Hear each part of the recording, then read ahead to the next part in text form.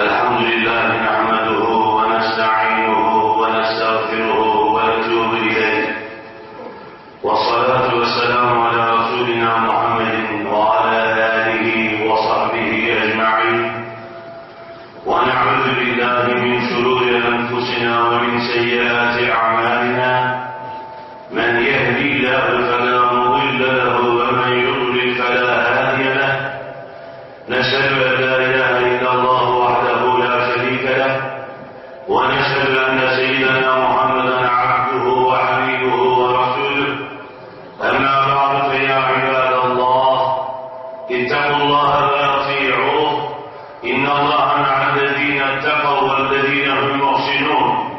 قال الله تعالى في كتابه الكريم: بسم الله الرحمن الرحيم: إن عدة الشهور عند الله 12 شهرا في كتاب الله يوم خلق السماوات والأرض منها 4 حرم. صدق الله العظيم. Değerli müminler, zamanı yaratan ve onu ayarlayan alemlerin Rabbi, insanlığın önüne zamanı bir imkan olarak sunmuş. Hayatlar zamanla başlar ve zamanla biter. Ömür tezgahı, ömür zaman tezgahında dokunur. Bu vesileyle her an mümin için kıymetlidir. Her nefes Müslüman için çok mühimdir. Her nefesi en hayırlıya, en güzele, en doğruya ve en faydalı yere harcamakla müminin vazifesidir. Sure-i Asr'da Rabbimiz zamanın disiplinini alamayanlar, zamanın değerini bilemeyenlerin hüsrana doğru bir yolculuğa çıktıklarına haber veriyor. İnsanlık hüsran yolculuğundan kufran yolculuğuna ve hidayet yolculuğuna dönebilmesi için zaman disiplinini iyi kavraması, zamanın değerini çok iyi idrak edilmesi lazımdır. Alemlerin Rabbi zamanın değerini bilelim diye zaman içinde değerli zamanlar yaratmış, o değerli zamanları önümüze açmış. Kaybedilen yıllarınız varsa, çanırmış aylarınız varsa, öldürülmüş saatleriniz varsa, onları yeniden tedavi imkanını dünyada size sunuyor. Kandiller gönderiyor, aylar gönderiyor, ibadet saatleri gönderiyor. Siz o zamanı yeniden keşfedersiniz ve irfan hazinesine yeniden kavuşarsınız diye. Sevgili Peygamberimiz Aleyhisselatü Vesselam, Recep Şehrullah, Recep Allah'ın ayıdır buyuruyor. Bütün zaman Allah'a aittir. Ama Recep'e özel bir saygınlık vermiştir Rabbimiz. Tıpkı bütün mekanlar da Allah'a aittir. Ama Kabe'ye ve cami yerlerine ait bir önem verildiği gibi. Şaban şehri, Şaban benim ayımdır buyuruyor Efendimiz. Ve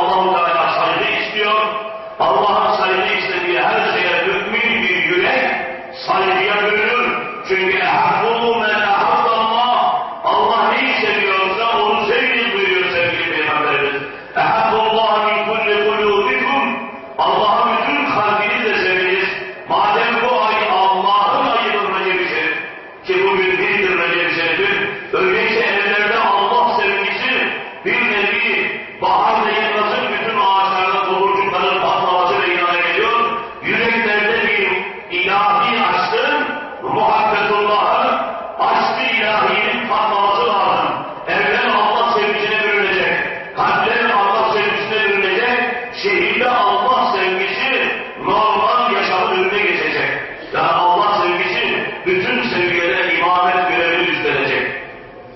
Bu vesileyle Recep-i Şerif'te bütün azalarımıza o sevginin zuhuru meydana gelsin.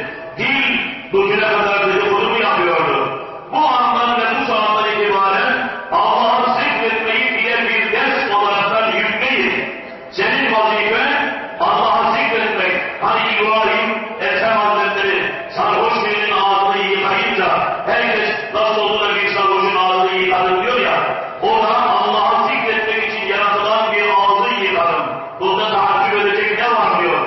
Dilin vazifesi Allah'ı zikretmekse bu ayda bol la ilahe illallah, bol miktarda Allah Allah esbabını zikretmek.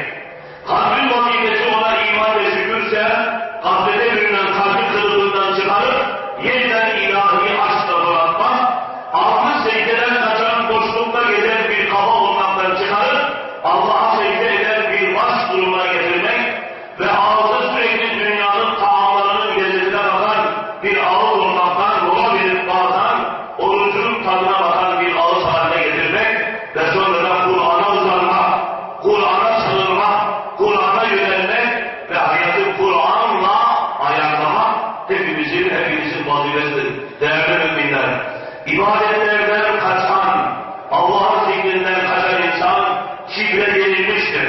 Şeytan kibrine yenildi, bir ömür boyu tahmin edildi.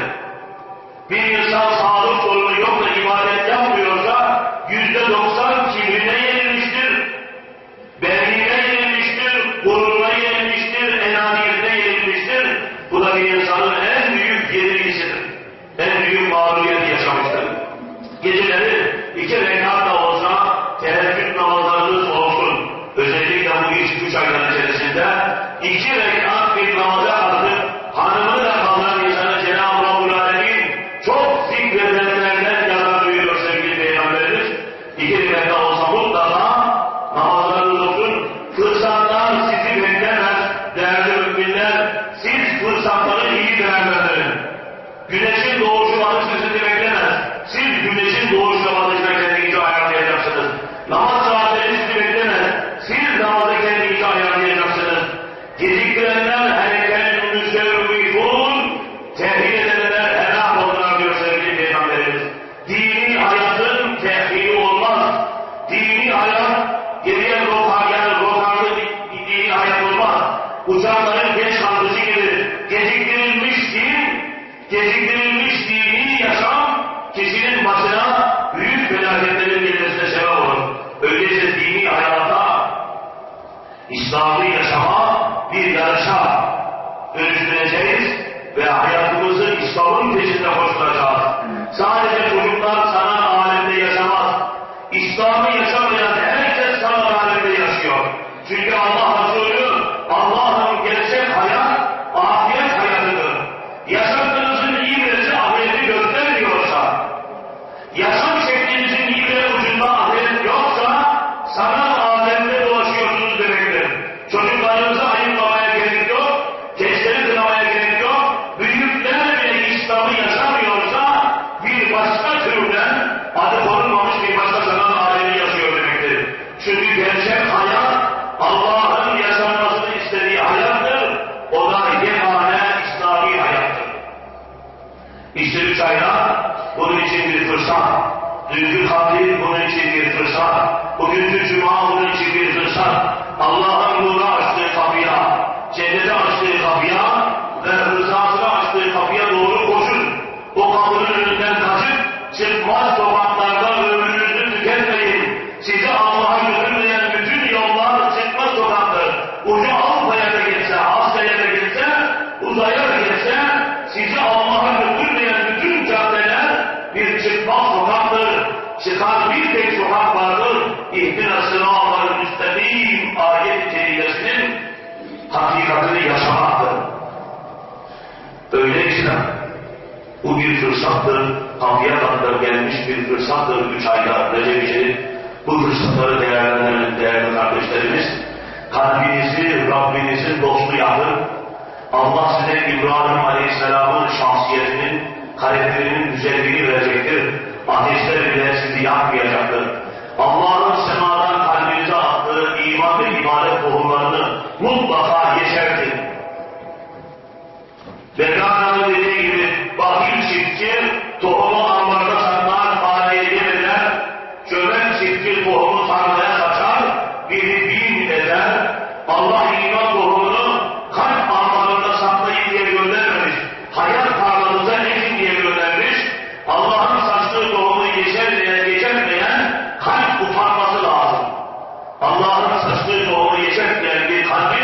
Allah'tan utanması lazım.